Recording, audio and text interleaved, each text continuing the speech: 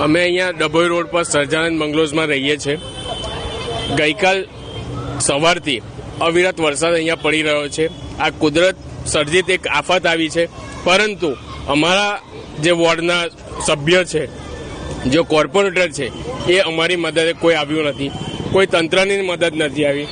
આ બધું અમે સમજીએ છીએ કે ઘણી જગ્યાએ પ્રોબ્લેમ છે, તો એ આવી ન શકે, અમારી મદદ ના કરી શકે.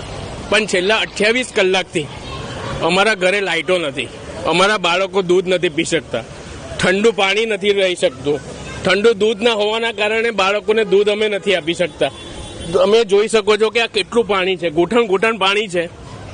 અમે એટલા ત્રાસી ગયા છે કે અમે કોની મદદ મંગાવીએ, કોને શું કહીએ.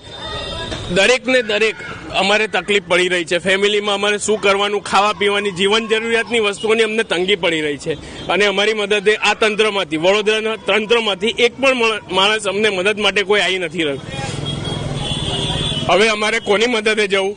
અમારો આ મેસેજ તમે પહોંચાડો અને અમારી તકલીફ દૂર કરો, એવી જ અમારી નમ્ર વિનંતી છે. લાઇટો અમારે 28 કલાકથી કેમ નથી આવતી એનું કોઈ કારણ જ નથી. જીવન જરૂરિયાતની વસ્તુઓ તો અમને આપો.